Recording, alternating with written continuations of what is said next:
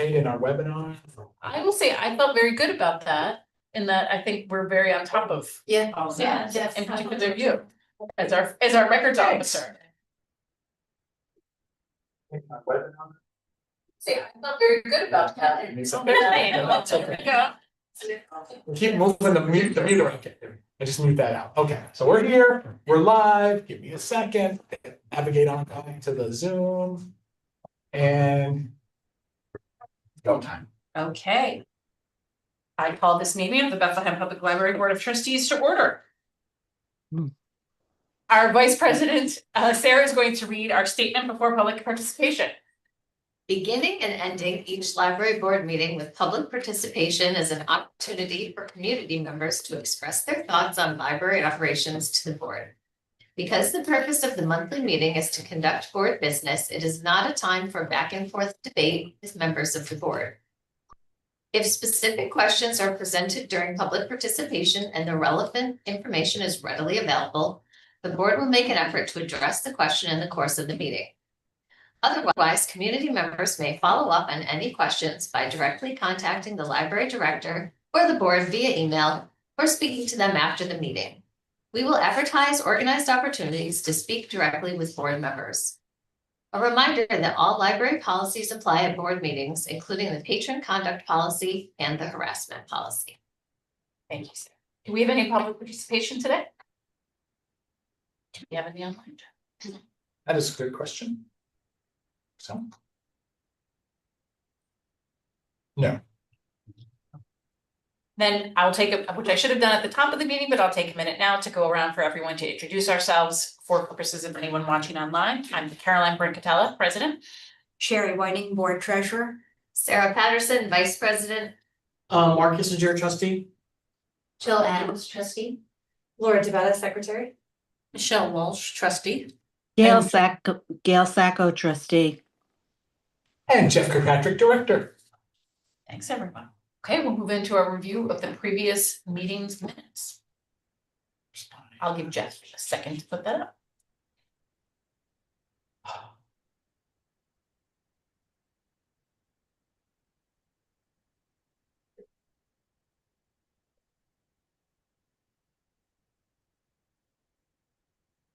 Okay.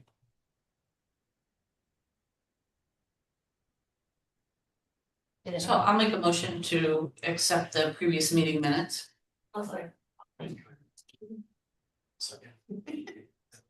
All those in favor? Motion is passed. We will move on to the financial report. Although I've said in the report that revenue has remained pretty static for the first quarter of the year, I mean, it has, but we did receive close to 4.4 million in tax receipts on Friday. Not included in this report because this report is as of September 30th. But next month you'll see a big jump in revenue. That's typical. We receive, it's about 90% or so, right? Yes. Of revenue. End of September, early October. So very consistent with prior years. Expenses are very similar with this time last year. There's really nothing unusual to report regarding expenses or revenue. We have received, if you could scroll up to the report, about I think it's $20,000 in interest so far, interest on deposits, 20,500. So that seems to be on track with what we were expecting. We did with this deposit of 4.4 million, we'll be putting a substantial amount of it in that Metropolitan Bank investment that we had set up in June. Their rate has decreased due to the Fed rate decreasing from, I think it was 4.2% to 3.92%. But it's still higher than the CD rates that we looked at TD Bank. So we'll probably put what we can invest in metropolitan, so we can earn, get the greatest amount of interest. I do want to make a comment about property insurance. We met with our insurance broker to review property coverage on the building. And they run an analysis which calculates replacement value. And he reran the analysis in 2 different ways, I think, and confirmed that the replacement value on the building is approximately $10 million. This means replacing exactly what we have in accordance with current building codes, with no updates to materials and design or anything like that. So we feel that our coverage for property insurance is adequate. Anybody has any questions about that? I did just receive. Actually, I have a question on Oh, that. I'm sorry. Yes. Does the school district also insure the building? No. Okay, so this is where the only entity that insures the building. Yeah, we had specifically asked that question because at one Yeah. point, at some point in the past, and I couldn't give you a date. But at some point in the past, we were like, oh my goodness, we're not double charging the community to insure the building twice, right? And we confirmed that they were not at the time insuring the building Okay. for loss as well. I also want to mention that I just received the draft financial statements this afternoon. So I'll be reviewing them, and we'll have a finance committee meeting shortly in the next week or so. So that we can go over them and be ready for our November meeting where the auditors will be there to make a presentation. I have a question about the insurance. Does that include materials or just physical building? Does it include, I'm not clear what the $10 million 10 includes. 10 million includes just the building. There's other insurance for the contents. Okay, thank you. Yeah, this question, a question came from the board. I cannot remember exactly who asked it, but it was a couple months ago. And then the question was, given that we know how expensive construction is, are we insured sufficiently? And we pressed them on that. And they're like, well, listen, here's the building to replace this exactly as it is. This is, they're using that, their industry standard amount of money. Yes, as anyone who has had damage to their property knows that they're not gonna pay for your updated kitchen. They're going to pay for the basic kitchen should it be destroyed. I was more concerned about the books and the materials and the furnishings, so it's good to know there's other insurance for the interior. Yes, my favorite kind of insurance, inland marine insurance, covers the books. Oh, Yep. And nice. If there's a lake here or something. I couldn't tell you, but it has to do something with Lloyd's of London, that kind of. Maybe it might have had something to do with the aquarium. I don't know. Maybe. That's a separate policy. Do we have anything here that needs a vote, Jeff?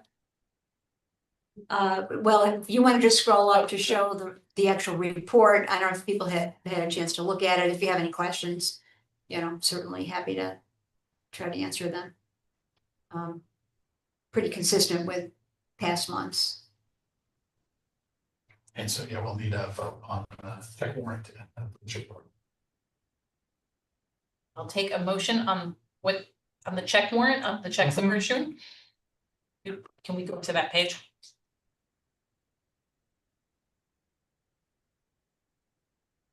A second. Sarah, second. And we need a second motion. Oh, I'm sorry. All those in favor? Motion passes. Okay, great. What do you have for us on a personnel report, Jeff? Hey, personnel report is going to be boring. No actions requested. Tracy's favorite kind of report. So just this one position that we're holding down here on the page position we talked about last month, but that's it. Clean report. It's always nice. Great. So you're not refilling that spot? Correct. Yeah. Any questions?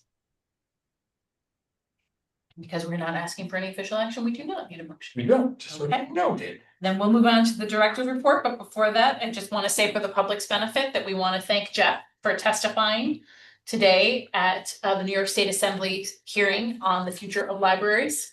He was there representing the Bethlehem Library, but public libraries generally. And the primary topic of discussion was the future of libraries and electronic materials. So thank you, Jeff. I'm sure that we will get that content, your testimony up for the public to view very soon. As soon as we get it, everybody can be fascinated. But it's always good to be in the room. It's always nice to be there. I'm not going to talk about the boiler because we have a whole section of the boiler project update, but things are moving along apace. Quite nice. I just do want to mention that we had a tree stump fall in the back part of the property. Luckily we had extra panels because our maintenance staff is incredible. They have extra panels on play, and we didn't lose a post of the fence, just a panel. And no cars or people, no people were hurt, and also no cars. So it was close on a car. Almost. Right? It was super close. But so now there's And to be clear, that was a neighborhood tree stump, not the library's. correct. That is correct. I just have to mention that this company, you may or may not have heard of Baker and Taylor. You've approved lots of invoices for Baker and Taylor over the years. They are essentially out of business. They have closed up shop. It is a sea change for us. So they were our major supplier. They not only supplied our books, but also the processing a lot of those books. They put the Mylar cover on the books, did a lot of the stamps and stickers. So the whole industry right now is scrambling as we try to figure that out. There was a disruption, a cyber attack disruption, Baker and Taylor, more than a year ago. And at that time, Phil began investigating how do we diversify our book supply. And luckily, moving on to another vendor has taken a long time for them to get back to us to get working on that. But now that's all coming into place right now. So we are in good shape after a little bit of chaos, and thanks especially to the staff of the library, everybody, business office, technical services, Phil, just absolutely everybody, because this impacts just all areas of our library. So we're getting it figured out. Things look smoother, and I think we're in good shape to keep getting books. The patrons should not see a disruption in their books. We are able to do the processing right here in the library. And get those books out, get them out. So, Oh my God. yeah. It's like the demise of the typewriter. Let me just say, oh my goodness. Yeah. So anybody Oh my goodness. It was a surprise how quickly they folded. They were trying to broker a sale to a company called ReaderLink, which does a lot of retail book supply. And that deal fell apart. It looked like it was going to go. It would just be a change of ownership. Okay, fine. The deal fell apart on the last day. And then they basically said, well, ReaderLink said, we're not taking on the debt in this merger, basically. And that blew the whole deal apart. And there just wasn't any other path forward. There wasn't anybody really to sell it. And then just boom, out of business. 500 people in Moments, New Jersey, laid off, like just really an overnight kind of, I think people knew the company was in trouble. But very sudden for a lot of people. So Baker and Taylor boxes for anybody who's ever been involved in our friend's book sale. Lots of Baker and Taylor boxes there. No more Baker and Taylor boxes. So it's kind of it's going to be a little bit of a weird time for us now. Okay, moving on from that. I don't want to get too far in the weeds on it, but I do. It's a big enough deal that you need to know about it. It's there's nothing to do about it. We're on it. And we're adding vlogging kits. By the way, we're adding fancy gimbals for people to take selfie videos of themselves, and those packets are under processing right now, and we'll have them out in a reasonably quick time for the public to be able to check out. It just helps people film themselves in all different ways and participate in the video media, and we will be seeking reimbursement for those kits from the town cable franchise money, because some of that content could end up on our public access channel. So, Jeff, for those of us who don't know these technologies, is it possible as you process to put in a little annotation of what vlogging is, or the best online resource? Because, for example, when I take them out for my granddaughter, I take them out and then I have to figure out how to use them without really knowing that they're popular, but not really knowing what they are. So I'm speaking for us old people here. And maybe some younger people as well. Right, I'm old, so I'm thinking YouTube, but they're not, they can be used a lot for social media. It's just a way for people to, particularly the gimbal is a way for people to shoot in a relatively steady, be able to move around a little bit and be able to shoot in a relatively steady video.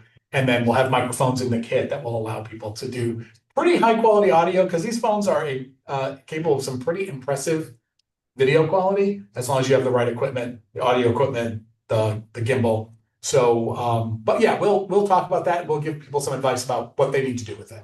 Yeah, I'm just thinking if you have a 3x5 card that says this is what it is, and to find out more, this is where we recommend you go. Right. That Yeah. would be really helpful to me anyway. Okay. And vlogging is a terrible term. There just isn't really a better generic term for video blogging. That's not how I think people who are doing this particular activity are referring to it or thinking about it, but that's how I think about it in my head. So there you go. Maybe we Yep. can create a video for people to watch using the equipment. Just create a giant Sounds good. circle. Just Sarah Luke will just keep Yeah. updating and upgrading it. Okay. Yes. So before you go off of that, I thought that was great that we added that. Did the staff or you, like, who thought to add that to our library? It came out of a discussion we actually had here at the library about our communications, trying to do more video content for our public on our on our social media pages. And we were like, oh, do we have some of this equipment here in the library for us to use or for the public to use? And we were like, no, but let's have it. So less about shooting a video by going into a room and doing the between two ferns thing, and a little bit more about recognizing the fact that video happens everywhere, all the time, and it does not need to be that formula, that structured, and it can still be very compelling, and people are making their whole lives and careers on video that has nothing to do with a studio at all. So, Horrible. yeah. So my greater question is though, how can, or is there a way for patrons to request things be carried in the library of things? Absolutely. So right at the information desk, there's both an electronic way and a paper way where someone can say, hey, you know what, have you ever thought about, and that happens pretty frequently. And I love all good ideas. And sometimes, we talk about, checking out the puzzles. We talk about the problems with the missing pieces and all of that kind of stuff. But I'm open to all those suggestions about I know it. we had a conversation one time about portable Wi-Fi for leaving the country. Yes. And I didn't know if there was any. And we have it. So we do. So we actually, from that conversation, we took our Wi-Fi hotspots and we looked at how far could we go afield, and we have North America at the very least right now. So we were able to, without really any additional expense, add Canada and Mexico. Now, I know the European thing is the next biggest one, but there are some different kind of plans and expenses that are involved in those, but we'll keep looking at it. So, Okay. but that was the old ones that we had absolutely stopped. We had one of our former board members take it on a camping trip across the St. Lawrence River. And he's like, I can barely see a tower. This doesn't work because we're in Canada. And now they would work over there. Okay, great. So, Wonderful. Thank you. yeah, you bet. No, I like all the ideas, and it's, they're never in a, talk a little later about a session that Phil and I attended that was about library of things for disaster response. Yeah, So, I saw that. so there's a lot of different ways that libraries all over the country are responding to their communities, what they need. So summer reading wrap up, I always like to include this in here. A big program, lots of participants this year, lots of wonderful shows, and so many people logging their points on our online system and finishing and competing for the prizes. So it's a lot of work on the part of our staff, and it's important to just gather that back when we get to the end of the summer, look at those statistics, and we like to include them here. So those are there for your perusal, and it just involves so many different aspects of the library, so many different staff at the library. It's impossible to, it spreads everywhere. Summer reading takes over our whole summer. So How's that compared to? oh, we're definitely up on registrations. This Read Square software that we use that's provided by the state library for us to use. There seemed to be a little bit of some engagement issues with Read Square. I wish Chris was still here. We didn't love it. And some libraries are choosing to drop it back to go back in favor of like a paper summer reading program. We will investigate that. And I think, some of the finishing numbers, getting people to come back in, we know it's hard. So we're trying to not have so many just like give away nothing prizes, right, that are come from Oriental trading and are terrible for sustainability and are not ethically sourced and all of that stuff. But at the same time, kids need that level of engagement. So the percentages is much higher with the adults, right? A lot of people finish it. Kids they need some sort of incentive to come back into the library every week. And so we are trying to figure out how we do that without, it's that balance of all of those factors, but how do we incentivize kids to make sure they come into the library and read? So. And am I correct that we should focus on the registration numbers there, not the finishing numbers? Because I know personally in my house, we did register, we didn't finish, but that doesn't mean that we didn't participate. I did, but I did not finish. Yes. Correct. So, I do, both the registrations are up significantly this year over last year. So there's, I think that's the benefit of our youth services staff and having those two staff separated out so they can focus on those different constituencies. I think you're really starting to see that here as the librarians in those two different departments focus on, adults and teens and kids, but also the reading points. That's why we include those. So those are in that Read Squared software. We have any reading points for login. It's a lot. So there's a lot of reading that took place because of the summer reading program. So we're very, very happy with that. Lots and lots of programs this month. I implore you to read them through. Lots of great pictures, but I don't want to call them out. Just continued the early literacy programs. This is our story times, music and movement, tiny tots. All of those are back in full swing after taking their summer hiatus as we focus programs for the whole family, but including preschool children and also school-age children over the summer. But as soon as school is back in session, boom, we're back in with our story times, and you can already see the numbers are super high. It's evergreen and perpetual attendance, highly in demand by our community and well received by everybody. And we have a great staff doing a great job with those. New Early Readers Club, I just want to call that out because anytime we have new early literacy programs, I like to highlight them. So a couple of staff members came up with this particular program to sort of bring in more parents and kids, talk about how we go about engendering reading. We've had a number of programs about this historically in the library, and we will continue to have more as we try to find that perfect answer. But how do we come in and talk about early literacy, talk about how important it is for parents to be engendering early literacy in their kids. I mean, we know how critical that is, and I wish we could reach absolutely everybody, and we will continue to try to do exactly that. Lots of crafts, hot air balloon on Palooza, and there is I want to mention for Gail, because you always have these questions, a pajama story time. So I saw. Great, Gail, I wanted you to see it. We do. It takes us a while to get programs started, but I did want to say we are responsive to those kind of comments. So we will continue to see if it catches on. I mean, it's always, those evening programs are always a challenge, but we will continue to do them. And if we have to add another session, we will. So look for more of those as we move forward. And I have to mention the llama. Like, the llama came to the library. Llama is awesome. Every time we have a llama here, it's fantastic. But weather was beautiful, so llama could even be outside. So allowed more people to participate fully with the llama. So, and had a super cute.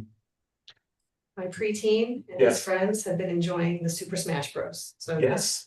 to be clear, it's Fantastic. very popular.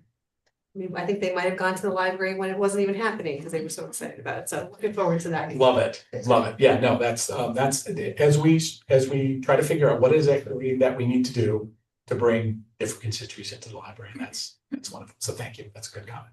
How'd you get the decorative hat on the lawn? I don't know. I didn't have to do that, but that llama was a very chill llama. We've had some other llamas here that were great llamas. That's chill. A little bit twitchier, like a little bit more.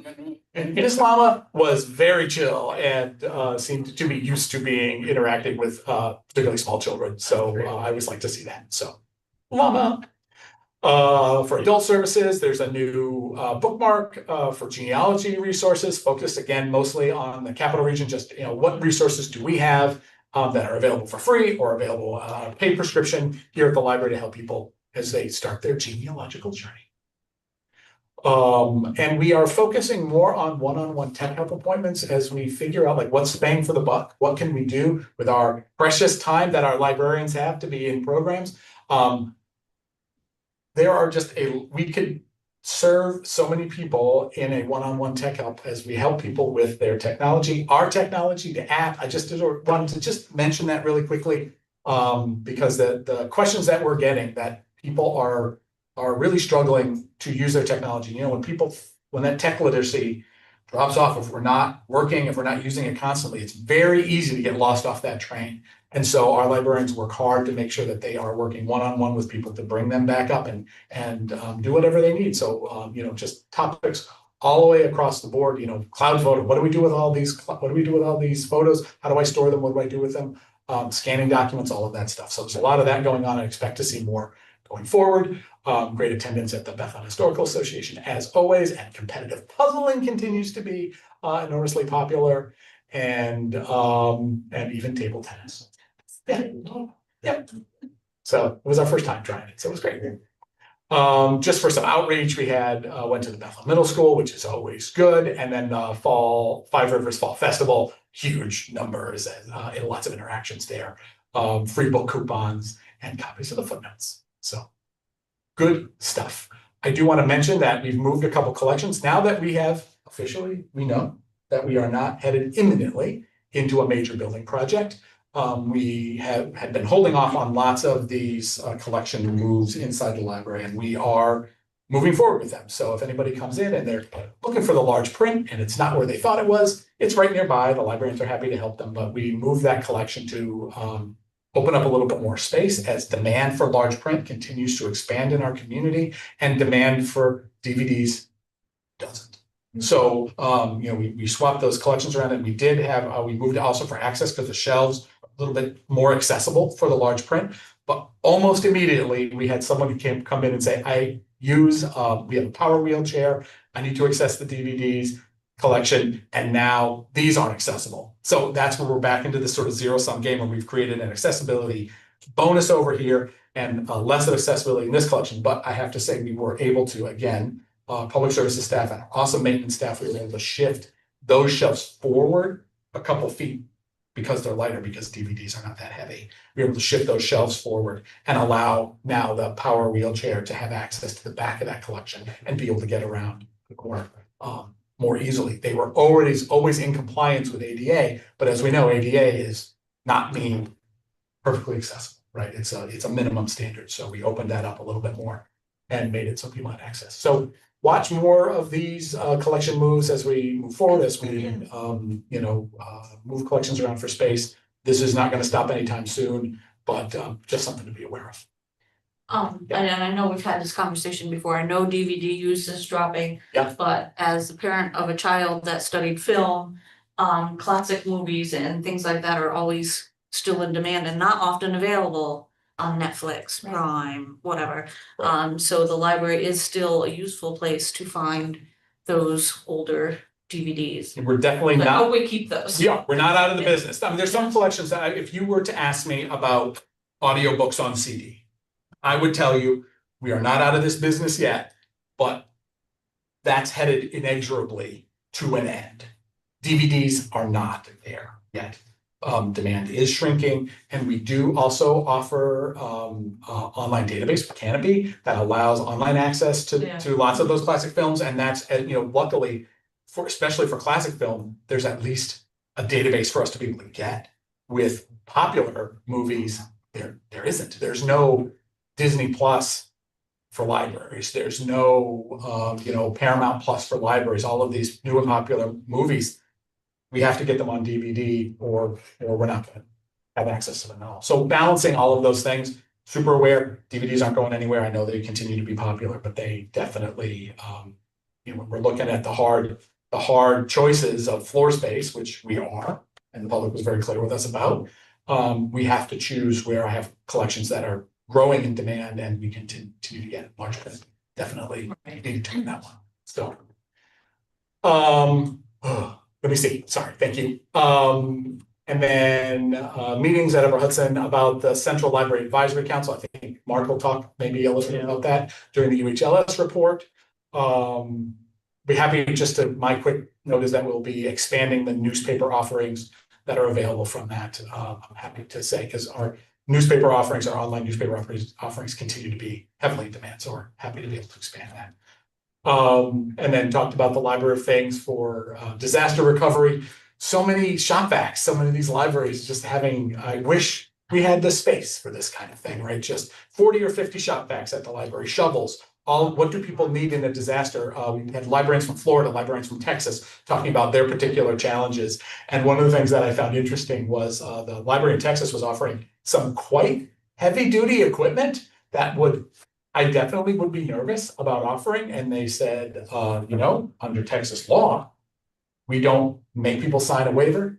We don't give anybody any instructions on the machine. Under their law, the idea is if you check it out, you know how to use it. And she said, our town attorney isn't concerned about who can sue us. They're concerned about whether we win the lawsuit or not. And so they hand out some quite serious equipment to people that maybe, I don't think we should go in that direction, but it was interesting to hear what libraries all over the country are doing as disaster response becomes an increasingly important part of what libraries are doing in different communities. So. I just had the concept of library of things for disaster recovery. I mean, I've been thinking about for us, when the power goes off locally, it's internet. How do we get internet and phone charging for the public? That's what they want from us. And I think we spent some time thinking about this. The technology keeps getting cheaper and easier. And I think we'll keep looking at this as we figure out what we can do as a library. How do we be a library if cell phone towers all go down, which we have absolutely had happen here within close memory. It was like, oh, I'm not worried about it. I've got my cell phones. And when the cell towers started to go down in town, people were freaking out. So, could we slide in with some sort of satellite internet and battery backups for people and those solar charging tables for people to use outside the library? So we're going to keep working on that. Do small generators. Well, I mean, With the fridge, man. yeah, I know. I hear you. Well, listen, the generator thing is another thing that we certainly spent a lot of time looking at as part of a large capital project, and that's not likely in the cards. So what can we do that isn't that can provide some of Oh, no, I meant for the library of things. Like, Oh, just a small essentially generator? buy Yes. Small, I know that's what we're talking about, but you can buy small generators that will just charge your fridge. Yeah. And I don't know, when we've lost power, I Yeah. don't care about the cell phone, I care. Cut your fridge, improve your fridge, yeah. But. No. Yes, I agree. And then I do just want to mention the shelves of support. I know I emailed you all before. I just wanted to say it here. So the case is in, the books are up. Thanks, Phil, for getting the supply of the books. And we have, I just want to note that from this picture, you can't tell. We don't solicit donations as a library, but there's lots of shelves there. Someone wanted to talk to us about a donation. There's plenty of room on those shelves for the future. That's all I'm saying. So other than that, I think, some decent growth in circulation. It's only 0.5%. Interesting. Some ebook growth again. This growth, I talked all day about ebooks. I'm going to stop talking about them shortly. But 10% growth in that audiobook use. That gas is not coming off those downloadable audiobooks. And the CD audiobooks are holding their own. They're dropping slightly over time. There's still a steady use of it, but it's definitely not a place where we're growing use for the public. So it's just something to know. Yeah. I noticed the visits to our homepage was up quite a bit. Is that?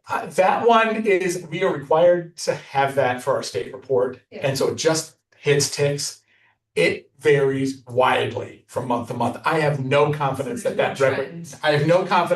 represents actual human beings exploring our website, doing things. I think there's a lot of bots and AI things in that number because it swings all over the place that in ways that has nothing to do with door count, what's going on at the library. Just try to pin that to anything. It just doesn't. That's the school district in Overdrive? Yeah, so this down, so this is a link called Sora. It's a tool. So we have our Overdrive collection for the public libraries. The school districts also use Overdrive. They have their collections, but the public libraries collections tend to be wider than the school library collections. So certainly everybody who's in the Bethlehem Central School District, right? Those students are all entitled to a Bethlehem Public Library card. And lots of students use that card to access our Overdrive content.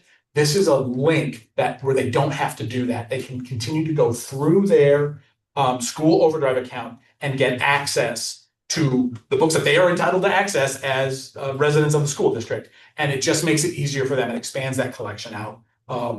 And each of the school districts and the BOCES has to individually sign on to this collection. So it is an important link. I think it's a great program because there's not a lot of programs that link our library with the, I mean, we do a lot of work with the school libraries, but sort of at the BOCES level where we're linking our collective collection in Albany, Rensselaer County with those students in a way that is compliant with all the rules and regulations that school districts have to have. So it's you know, if the kids want to have access to our full collection, they certainly can do that, but they have access to an expanded collection through that SORA product. So we always are happy to report that number. So thanks for the question. It's a good one. 2 points, I think, to make for the public. Is that one kind of on that point of our partnership with school libraries? Some people may have seen an article in the TU, was last week, about the fact that school libraries across the country and across New York State, including locally, although not here in Bethlehem, are not properly staffed in many due to budget cuts. Many schools do not have an active library, simply an active library, or they have a library, but they don't have an active librarian specifically staffed for that. Thankfully, Bethlehem does. So, but nonetheless, I just want to remind everyone that the Bethlehem Library is providing access to libraries to baby students who are not getting that in their public school. And the other point I wanted to make is just to remind everyone, when we talk about ebooks, when we talk about these e-materials, the issue there is that over the years, there have been a number of things put in place to make physical books affordable to libraries, to buy them in bulk, to buy them at, so that those to buy them at all. Yes, those arrangements do not exist for e-materials. It is still extremely expensive for libraries, including this one, to buy e-materials. So it is a challenge as that demand goes up, that we have not come up with a price, that no one has come up with a price that makes it affordable. So that is the issue that it goes through there. I just want to continue to highlight that for the public because it is a little nuanced. Right. And our public, sorry, Gail, go ahead. I was just going to add to what Caroline was talking about. When you buy a hardcover book, you have one book and it might circulate 60 times, you know, bestseller or nonfiction, a good nonfiction book for research. You pay for it once. When you buy an electronic book, there might be a limit to the number of times it can circulate before you have to pay for it yet again. It may not be a permanent part of the collection. You may take it out and not be able to hand it to someone else without the library paying for another use. It's a very complicated structure, but it does not really allow for the way that when you take out a book, you can take it home, you can read it again, you can share it with a friend, you can return it to the library, and someone else can take it out for that one price that the library is paying for it. Yeah. Yeah, thank you. Okay. That's it. Thank you, Jeff. Move on to the UHLS report. Mark. So I attended the UHLS meeting, interesting, libraries of all sizes and types. They were freaking out about the Baker and Taylor thing, big time. Some of the libraries are in a lot worse position than we are on that. They really are trying to scramble. God. Yeah, it's really scrambling. So that was interesting. And then the services budget, the additional newspaper subscription is the Wall Street Journal. I'll just say it. Yep. So that will be available like the New York Times at some point in the future. I asked about other subscriptions, so they're gonna look at other ones too. And then on the projects, one of the libraries pulled out and just couldn't afford it. So the rest of the projects got more money. Worked out really well. But that's pretty much it. Yeah, so we'll have access starting next year. Yeah. Our patrons will have access to the Times Union full text online the New York Times full text online and the Wall Street Journal full text online. So that's Yeah. I mean, it's not comprehensive, it's not nationwide, but that's a very good Yeah. representative of New York newspapers. So about that. Jill, I know that the Friends meeting is next week, Next week. so you may not have any. So next month, I'll have something to report. Just want to call out again that the Friends book sale, which was now 2-3 weeks ago, September 27th, raised more than $9,000 Awesome. for the Friends, who exist to support the library. We want to thank them for all their efforts, and we look forward to the spring book sale. Yeah, it's gonna be fun. It's such a pleasure when the weather is nice. So lots of people are saying, this is better organized. And it seems like, yeah, in the spring, everything was in the community room and the boardroom and the hallway. So does it seem a little bit more spread out and easier to access? It is, because the weather cooperated with us. And we've been pretty lucky with the weather, but man, when the weather's bad, it really does stink. So, you know, they just so much hard work on the part of the Friends to get that pulled off. So, you know, and our staff. So, you know, thanks to everybody, everybody involved on the staff side for getting that done. Yes, I personally took home more books than I intended. That's how we get you. Okay. That sounds appropriate. Yes. Okay, on to new business. Lots of good things happening with the boiler. Tell us about it, Jeff. Okay, quickly, the boiler project. So, fastest state ed approval of a project I've ever even heard of. So, less than a week from like submitting to building permit came back to me. I got the succession of emails that said, your project's under architectural review. Your project's under engineering review. Engineering review is completed. Architecture review is completed. I mean, it's a very simple project, so it doesn't surprise me. I think someone needed something to do on Monday morning, and then boom, you're all set and you're approved. So those are back out. So we have the building permits. Those are with our architect, and then the architect and our attorney are talking about the contract that will be a part of the bid package that goes out for the contractors who want to bid on our project. That contract has to be part of the bid project. Exactly the language of that is going together. And then as soon as that's nailed down and everybody agrees, that we'll be working with Schoolhouse and we'll be getting that bid package out to the bidders. And there is a possibility that could be back for your approval by the November meeting. It seems, if not by the November meeting, very, very likely that we'll have back for the December meeting, and we'll be able to move on that pretty quickly and get that started. So we may have a new boiler by the end of 2026. If not then, by the end of 2025. If not then, shortly into 2026.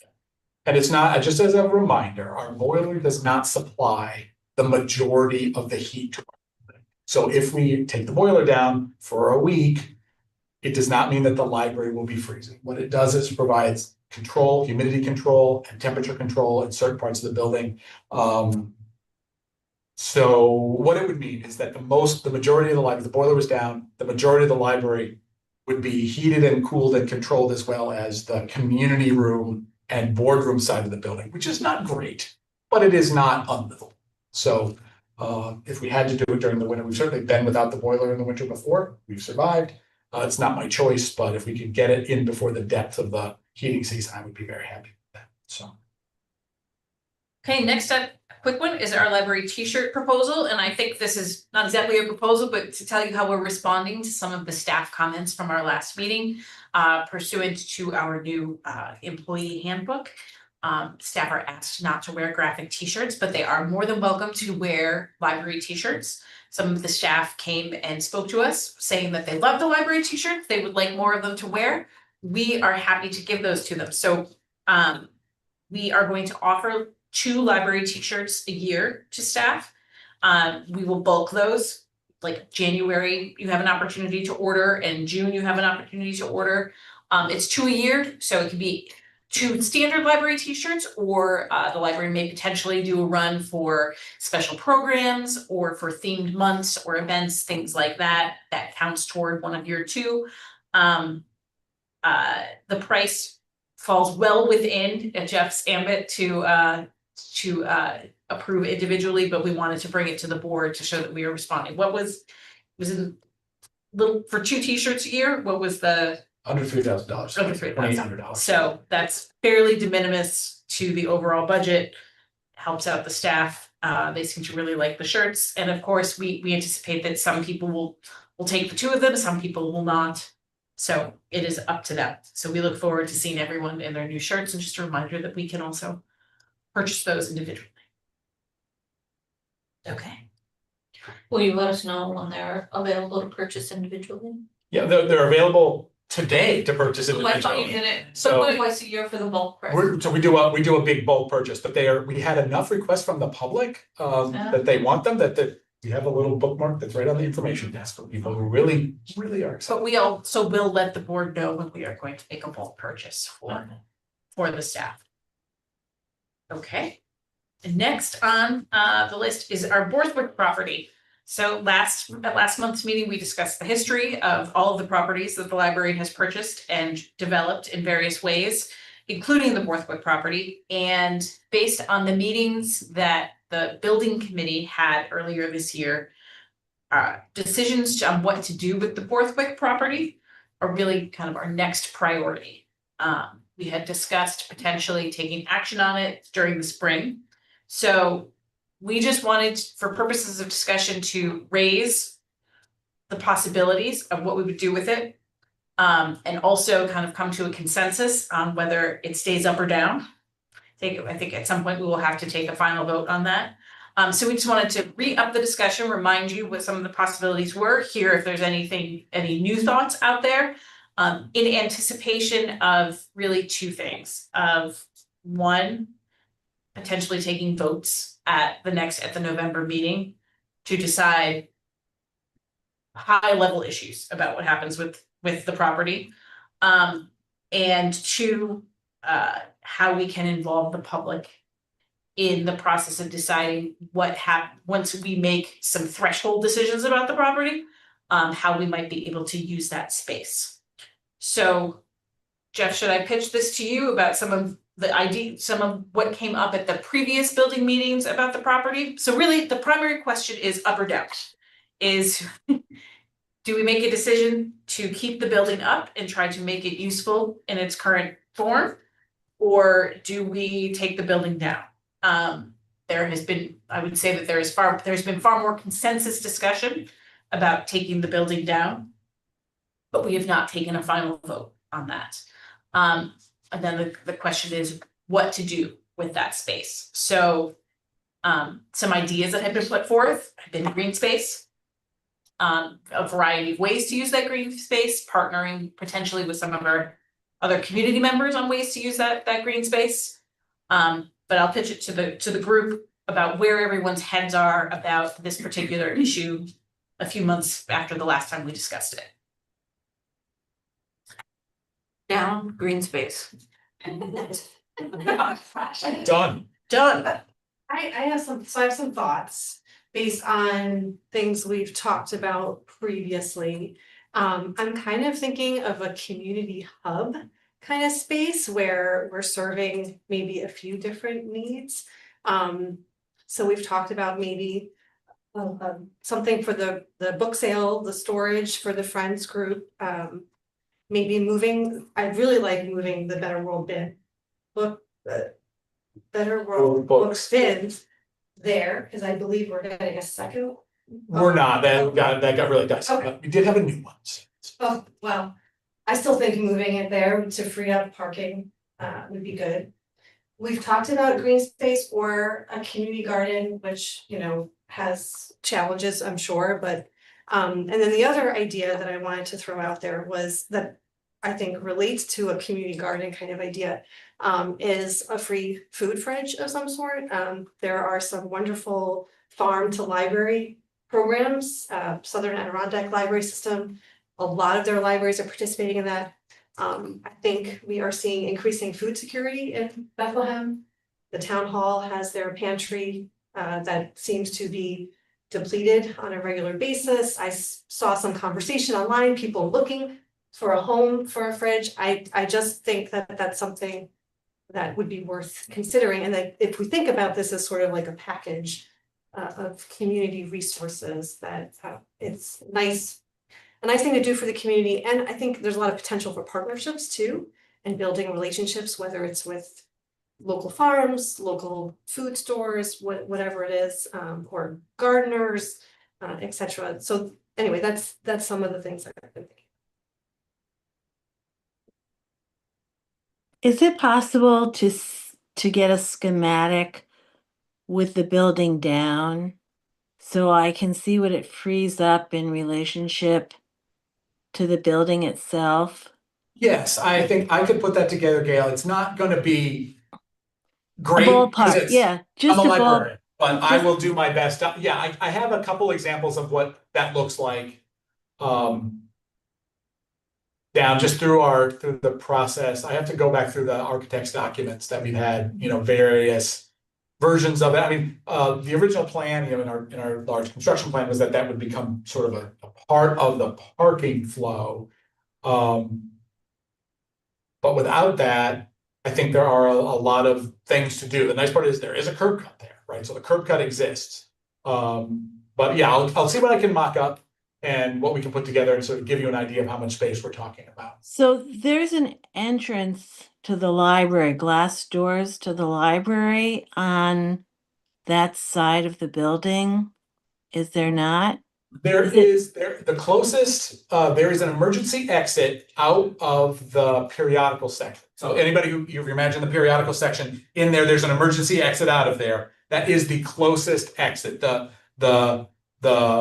main entrance off the plaza is pretty far away, as is actually the Delaware Avenue entrance is way around the front side of the building and down Delaware Avenue. So really, it is kind of a, points in a direction the building entrances for the public are not pointed in. That is a point to discuss in the future, I think, about. Right. I think one of the things about what Laura suggested, which is really positive, I think that the neighborhood does not want to see a big building by that street. It would be a good thing to have it look more, I don't know the right word, to be welcoming and not building function. On the other hand, I do wonder, having had boots on my legs, if that's a place to have another entrance to the library for people with disabilities, if we open that space up. We could do both. I mean, we could also have a food garden.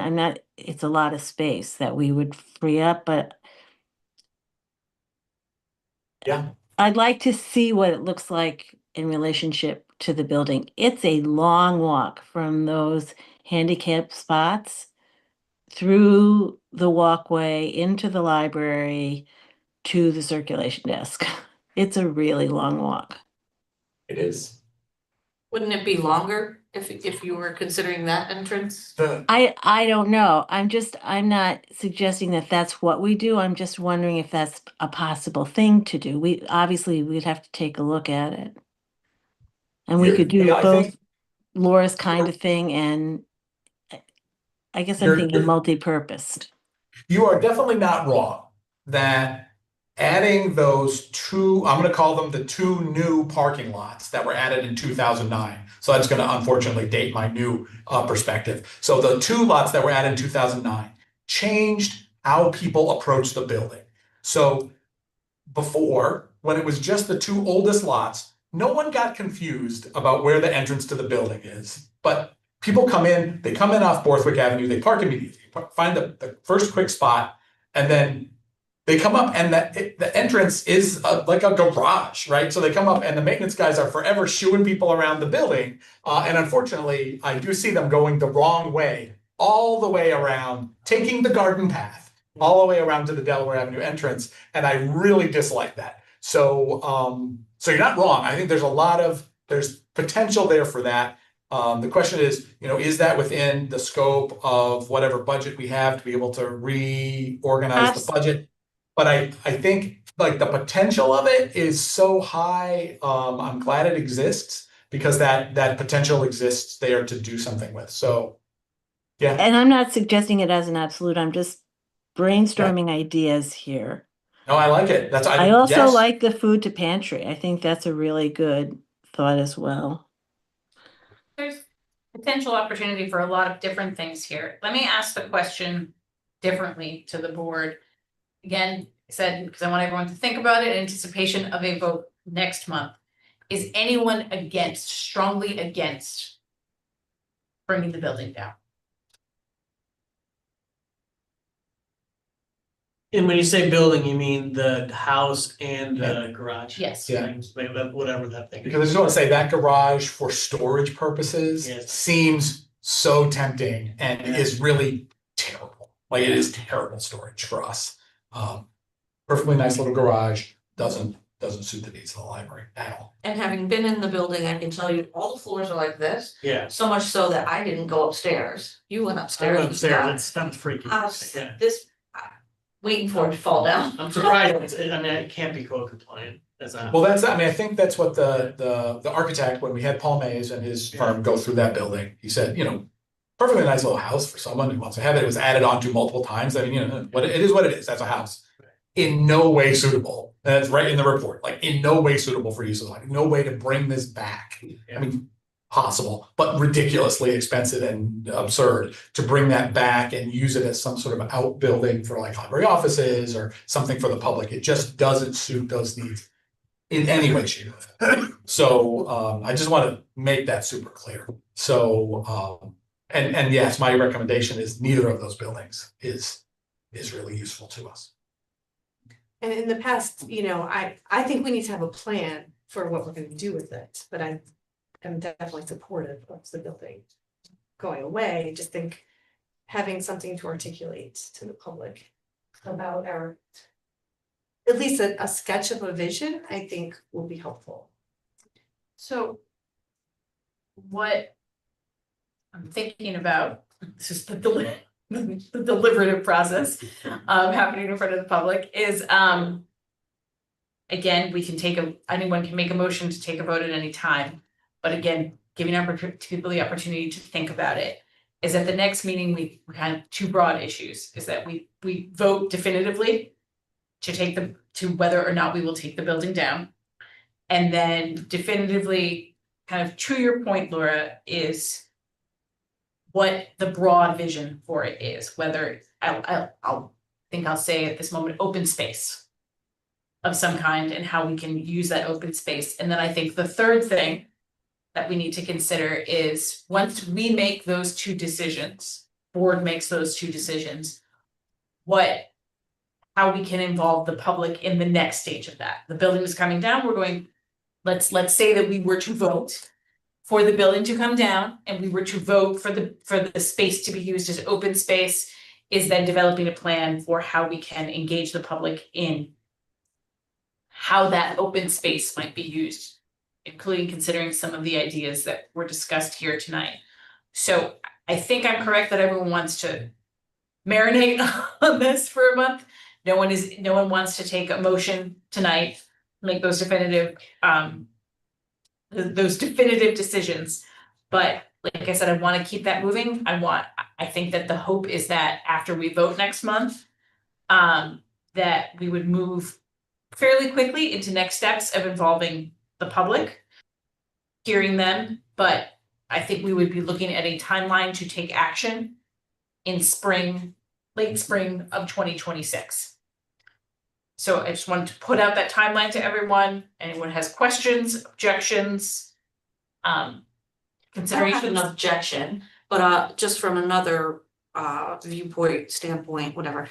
Because we've been talking about construction on our building for several years now, and every one of those plans has included bringing the house down. This isn't a new conversation, it's actually a very old conversation. And you did just ask the question, is anyone opposed to bringing it? I don't see why we couldn't definitively have that vote tonight. And then secondarily, when you said there's three issues, first, whether or not it's gonna come down, secondly, if it's gonna be open space or not. I'm not quite sure I understand that. Sure, sorry, and that's my lack of clarity, is going to kind of Laura's point of a high level goal for that. Is it going to, do we want to use that I'll put out as a parking lot? Do we want to use that space as open space that we can develop a number of ideas on, or is there another option? So, because I think that when we engage the public on the options, is we want to have some form of a vision. If it was a parking lot, we probably, if we voted to say, hey, we're gonna take this down and then we're gonna make this parking lot, there would be less, we would have, I think, less need for community engagement on that. Because, well, a parking lot is a parking lot to some extent. But if we vote for a more open-ended, saying we're gonna use this as open space or green space, and that there's a variety of things that we can do with that space. I think that then we would want some buy-in from the public on what those opportunities are, because they may have ideas that we haven't even thought of yet, or they may be overwhelmingly in favor, or at least the people who come and tell us what they would like, may be overwhelmingly in favor of one thing that we don't realize is really the favorite. Right, I So- understand the public participation part. I didn't realize anyone was still considering the parking lot. I'm ticking through all of the options in the interest of transparency and in the interest of laying this out for the public, so that none of this comes as a surprise. So if anyone wants to make a motion tonight to make a decision on anything, you are welcome to.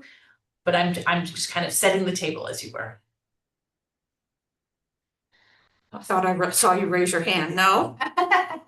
So just, I think I was the only one on the board when we bought the building, which means I've been on this board maybe too long, but, when I voted for that back then, it was which revised so that it would not be a parking lot. That would be used for library purposes, and it was wide open, at that point, it was a long time, pre-COVID, a long time ago. So I'm totally comfortable with taking the building down. I think you're right, we have to have some sort of vision when we do that, like, oh, we're taking the building down, and then we're, because we're gonna do this with it, at least some sort of outlines. I think green space, open space, I think a friends library space. And some sort of storage or whatever would be great. We have storage needs too, which we have to accommodate as well. But yeah, I mean, I'm totally comfortable with taking the building down. But I'm not comfortable with making it a parking lot. Well, it doesn't sound like anybody really wants that, so I feel like Yeah. we are largely on the same page, Yeah, right? We all exactly. want it to come down, and it needs to be some kind of multi-use space. Yes, because I think that when we go out to the public for buy-in, one of the challenges that we had with the bond was that we had lots of opportunities for public input. And we kind of said, what do you want in the library? And Right. lots of people had a lot of different ideas, and we took those and we brought them back and we worked them into the design. And I think that one of the lessons that the board learned is that when we have this new project, is that we have to give the public options of what is possible and know what is a little bit more affordable going in. So that let's say, without the final vote, we voted to take it down, we have voted to make it green space. When we discuss that with the public, again, based on previous experience, just opening it wide up and say, what do you want to do with this? Is not useful to us, and it's not honest to the public, because they might have lots of ideas that are not affordable or not feasible for a number of reasons. So I think what we would like to take out to them is saying, okay, we're gonna take it down, we're gonna make it green space, if we vote for those things, and these are 10 ideas that we believe to be feasible. And we want your input in. If you have other ideas, don't hesitate to let us know. We can't promise anything, but this is what we think is in the art of the possible right now. So I just wanna, put it out there that we should, that is the goal, to design the public input that way. So I guess we'll do. Do we want to include some kind of an financial aspect to that? Yes. Do you know what I mean? Like, Yes. we are going to budget $10,000 for this, so come at us with your ideas that come in under $10,000. So for the next, if no one wants to make a motion to make anything definitive tonight, let's plan for the November meeting. That we are going to take a vote on the building up or down. Wait, I don't think we should wait, like, Let me- we're waiting and I- waiting and you're right, we've been Please. doing this for like a decade, right? Like, let's just vote on it. Can I you welcome any remind me, motion. how much it costs and where the money's coming from? Demolition, you mean? Demolition, I believe, Jeff, keep me honest, it was, You know what, I'm hesitating to even give you Yeah. an estimate about demolition, because our numbers on that are so far out of date. That I'm not comfortable giving you I'm not, there is an asbestos abatement with the house because the shingles are asbestos. So there is some abatement that has to happen with the house. Luckily, it's outside abatement, so it's not as difficult. But you know, it's not gonna be a, you know, bring in a bulldozer and knock it over. It's gonna be a little bit more deliberative than that. But yeah, I don't wanna give you that price without, Doing your research. yeah, I think we need an updated estimate. We need an updated price, but to your point, kind of Gail, is that we can say that it was at a point, even if it were to go up, that we would be doing that out of our reserves. Yes, we'd be covering this out of the fund balance, and we're gonna be adding another close to $350,000 to the fund balance this year. I'm not, Which could- yeah, and I'm not questioning that we have the money. It's just, I think if we make a motion that perhaps we need to include that we're going to be funding it through the fund balance so that it's clear to the public that we're not taking it out of the operating funds and that we're using some of the reserve funds to do this. I mean, I think it's gonna cost a lot of I think it's gonna cost a fair amount of money. Yes, we, like I said, we do have numbers, but to Jeff's point, they're about a year out of date. But I think it's a good point that in making the motion on the decision that we point out where the money is coming from and that it is not, there is no additional public sourcing of these funds. So, I'd just like to make a comment that in the financial statements, there is a statement. There's a section where we talk about future things that could impact the library, and there's a statement about how, you know, due to the fact that the bond referendum was not passed, the board decided to fund some projects through the fund balance. We work with a consultant to come up with a list, and our first project is the boiler replacement. So that statement does talk about this, using the fund balance for future projects that are important and necessary and cost, you know, we have the ability to fund it through the fund balance. so we're within our rights as a board, we have Yeah. already agreed that that is. Right. Okay. Okay. All right, so I'll make a motion that the board vote on the demolition of the Borthwick property with funds coming from the capital project fund. Not the capital project No, fund, the fund balance. The fund balance, sorry. Board approve the. Approve or vote on, I don't know, how does it go? I mean, You'd rather. All I right, don't know, well, we have to like vote, it's. I'll make a motion that the board approves the demolition of the Borthwick property. How about I'll just add a date to be later determined, hopefully, at a 2026 date to be determined. And it will be done using funds from the fund balance. Sure. I'll second that. All those in favor? It is unanimous. Motion passes. Okay, the Borthwick property will come down sometime in 2026. So next month we should be prepared to talk about what the space will. Yeah. Yes. I think, I think having some rudimentary, like, square footage, so we understand how much space different things take up, or how much. And we will discuss, I think, two things, hopefully have 2 points of information we can discuss with CJ. Maybe just updating that price so that we have some numbers to work with. And I'm looking at you, Sarah, because you are always the one that makes this point, is that if there's any potential to combine that project with some improvements, not combining it, that it would become a parking lot, but to at the same time efficiently make some improvements to the parking lot. Good job, guys. Is there any other new business? I just wondered, I noticed a couple times I've been in the library, there's 2 machines near the book bin. Are those just temporarily there, taking up a couple of parking spots? Oh, okay, so the scissor lifts, yes, okay, thank you. Man, I was not with you, but I'm with you now. So yes, the two scissor jacks were rented by our glass company when they replaced the high glass in the clear story windows above the information desk.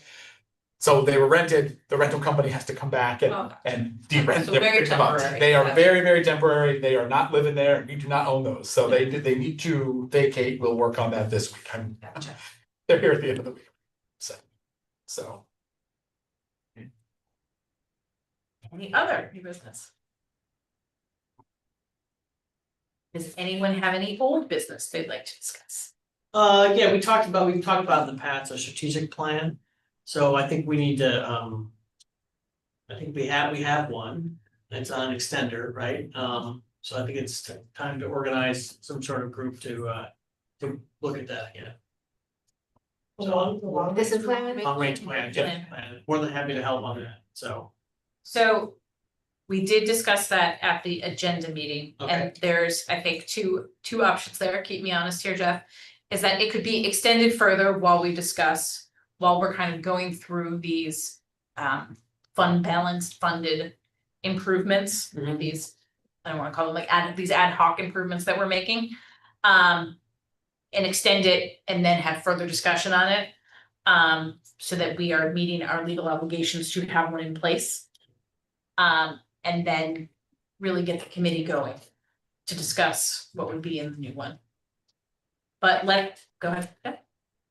I'm just saying at some points in the past, we have separated out. So our building, all of our, the long range plan includes services plan basically, and then a building plan, right? So there's two aspects of that. They touch in the middle.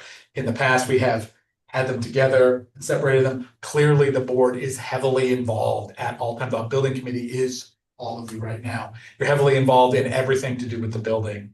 It is possible to, if someone's wanted to work on a services plan like that, I think might be an easier bite, and in no way,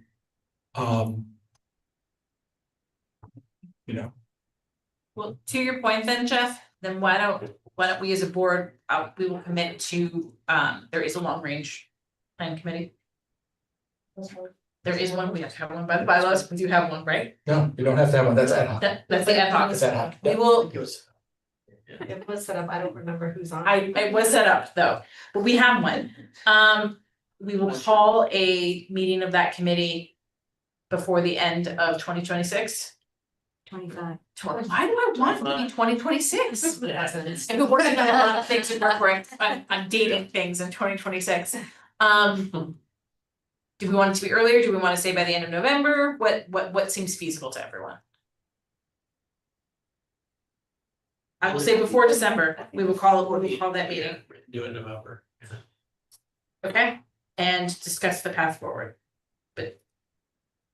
I'm open the Friday after Thanksgiving. I'll bring the pie. Committee of one. Jeff, didn't we extend that until the end of December? So do we need a Actually- motion?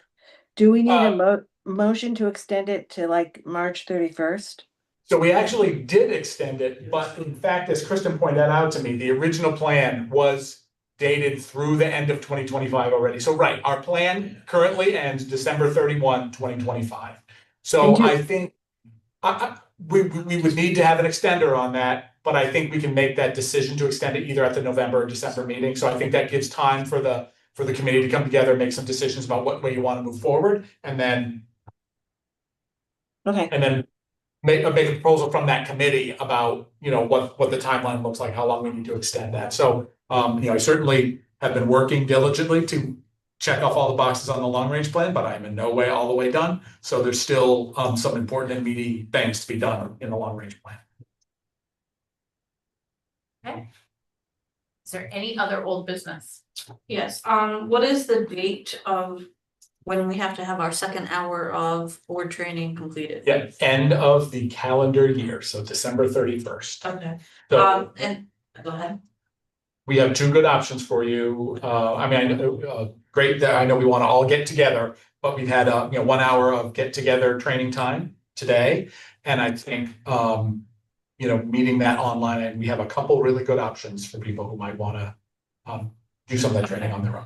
Like Sarah mentioned, she's like, oh, I have enough to talk about just public participation in open meetings. And I thought, gosh, I wish we had done that. I don't know how serious she was being, if she was at all interested in doing a second thing like that, or if anyone else even wants to do something like that. But I did hear her say it, and I was like, I mean, I would take her up on it. What's the appetite for that? I mean, it's mainly because I know it's hard. I mean, you guys saw my entire family today, all at the 5 o'clock. I think that doing things before the board meeting is, it's hard, but it's also just everything happens at once. So I'm happy to ask her if she can put something together on that, as you saw from her presentation. We're talking about a training presentation that we did today for the purposes of the public. She had plenty of room, she had plenty of slides to keep going. If you want me to, I'm happy to so it do would it. have to be either the November or December meeting. Yes, or we could come up with another date for anyone who would want to come. And that is going to be a challenge. There was also the one that you sent around. Yeah, you had to tell us to set one around, so they sent it. Yeah. Yeah. I mean, it seems easy. Yeah. Yeah, that was a good training, and then we have a training from, there was just I just took a training and Cole did it on sort of the right to read, defending the right to read, and the policies that libraries need to have in place to defend reading. That's almost exactly an hour. So that's available. I can send that link out. Yeah. Yeah, I'd be so. interested. Even, I mean, I can certainly ask her about that, even if she doesn't, even if we all do an in-home training for the end of 2026, we could certainly. Hi, again. We could have that ready for 2026, appropriate usage, Yes. so, Yeah, I'm definitely interested. yeah. And I also appreciate when I say something and people gasp with excitement when I say. Yeah, so you liked her, is that what I'm saying? That's that kind of positive reinforcement. I think that the topics were very on topic, were very, relevant to us, and certainly participation is something that we are all interested in making sure that we are doing as effectively for the board and for the public as possible. So I'll reach out, meaning I'll text her later. Okay. Any other old business? Any future business? Do we have any public participation? Anything online, Jeff? But you always ask. Because the day I don't, there will be. It's been a long time. It was so pandemic, like so much participation, and really, nope, nothing online. I will take a motion for executive. Yes, for We need to think. We need to think. I will read it. this is the one I want. This is I think. We're trying to comply with the law, everyone. I will take a motion for executive session. To discuss matters involving proposed, pending, or current litigation. Laura, Second. all those in favor? Motion is passed. We will move to executive session.